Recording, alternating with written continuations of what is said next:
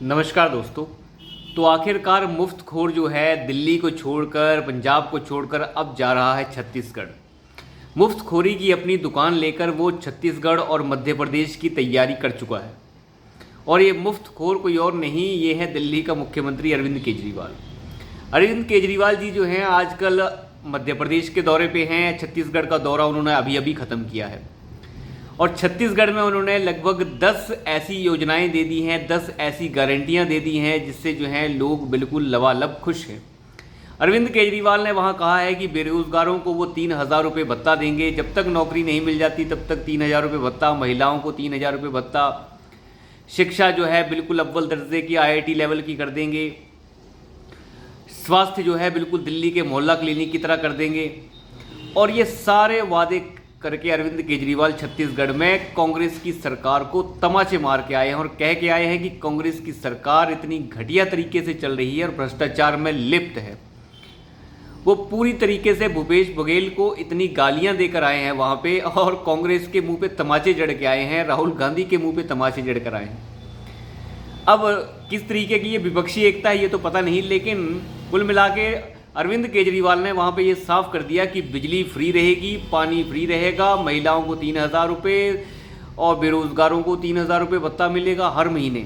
और साथ ही साथ जो है जो ट्रांसपोर्ट है यानी बस सेवा है वो फ्री रहेगी, जैसे दिल्ली में चल रहा है। मोहल्ला क्लिनिक है, स्वास्थ्य सबके लिए दिल्ली में फ्री है, हर किसी के लिए इलाज दिल्ली में फ्री है।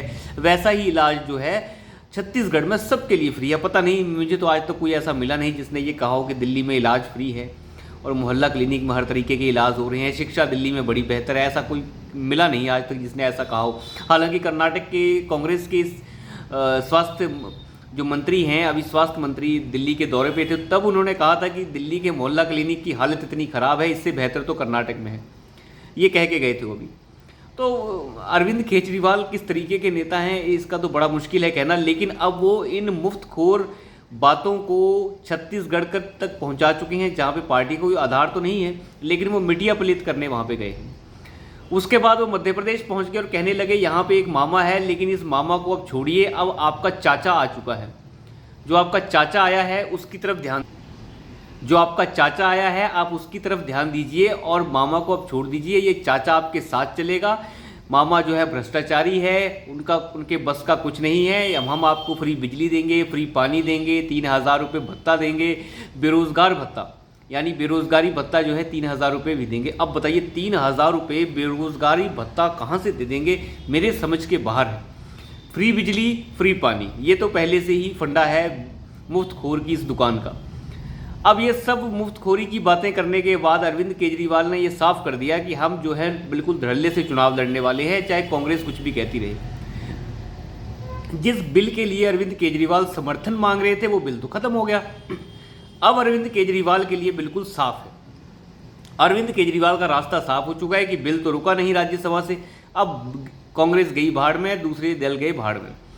अरविंद केजरीवाल ने ये पहले ही साफ कर दिया है कि जिस तरीके से कांग्रेस ने अलका लांबा के द्वारा ये बुलवाया, क्योंकि अलका लांबा ने मीटिंग से निकलने के बाद ये डायरेक्ट कह दिया था, अलका लांबा जो कांग्रेस की नेता हैं दिल्ली में, वहाँ पे उन्होंने सीधा कह दिया था कि राहुल गांधी जी ने हमें ये कहा है, राहुल गांधी जी ने हमें ये कहा है कि आप सातों की सातों लोकसभा सीट दिल्ली की जो है उनमें तैयारी कीजिए।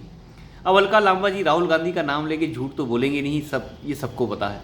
हालांकि अलका लांबा ने डैमेज कंट्रोल किया, बाद में ये वो चलता रहा, लेकिन ये सब कुछ बुलवाया गया है अलका लांबा से। अलका लांबा से ये साफ करवा दिया गया कि सारी की सारी कांग्रेस की जो सातों की सातों सीटें हैं दिल्ली की, उस पर कांग्रेस लड़ेगी। अब अरविंद केजरीवाल का खून तो खोलना ही था, उसने कह दिया बाद में कि देखो ऐसा कुछ नहीं है, हम भी लड़ेंगे, हम किसी INDA का साथ नहीं देंगे। हमारा फिर क्या फ़ायदा है इस INDA के साथ जाने का जब आप जो है दिल्ली में सातों की सातों सीटें लड़ेंगे।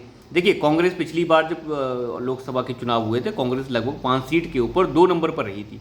दूसरे नंबर की पार्टी कांग्रेस हमेशा ही वहाँ रहती है, ज़्यादातर सीटों पे। पिछली बार 5 सीटों पर थी। ये आम आदमी पार्टी हमेशा फिसड्डी पार्टी होती है, तीसरे नंबर की पार्टी होती है लोकसभा चुनाव में।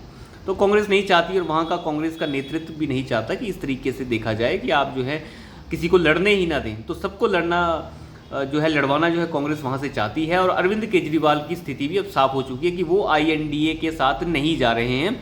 उनके मध्य प्रदेश और छत्तीसगढ़ के दौरे से ये साफ हो चुका है। अमित शाह की भविष्यवाणी ठीक हो चुकी है। अब ये सारी खटपट INDA के बीच में चली रही है। आपको पता है जिस तरीके से आप अगर महाराष्ट्र में देखें तो वहाँ किस तरीके से अजीत पवार और शरद पवार की मीटिंग्स हो रही हैं और वो INDA में किस तरीके से खटपट पैदा हो चुकी है उन मामले में।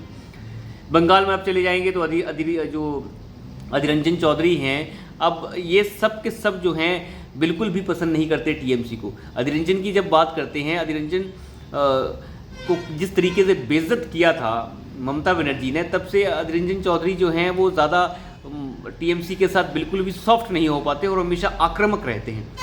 तो ये किस तरीके की विपक्षी गठबंधन है वो तो समझ से परे है, लेकिन अरविंद केजरीवाल की मुफ्तखोरी की दुकान जिस तरीके से मध्य प्रदेश, MP में, मध्य प्रदेश और छत्तीसगढ़ में पहुंची है, वहां से ये साफ हो गया है कि INDA से वो बगावत कर चुके हैं।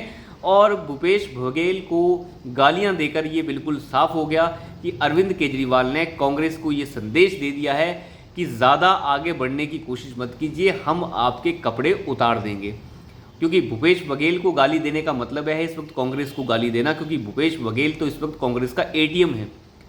हर चीज़ से संपन्न प्रदेश, जो पूरी तरीके से खदानों से संपन्न है, कोयले से संपन्न प्रदेश है, उस प्रदेश को कांग्रेस पार्टी खोना नहीं चाहती, स्पेशली 2024 के चुनाव से पहले। क्योंकि ये इतना बड़ा राज्य रहेगा तभी बड़ी बड़ी यात्राएं भी हो सकी हैं और आगे चुनाव भी हो रहा है, तो वो चुनाव के लिए पैसा भी इसी जगह से आएगा।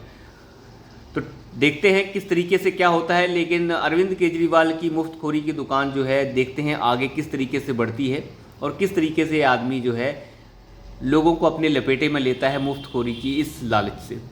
तो अभी के लिए इतना ही, धन्यवाद।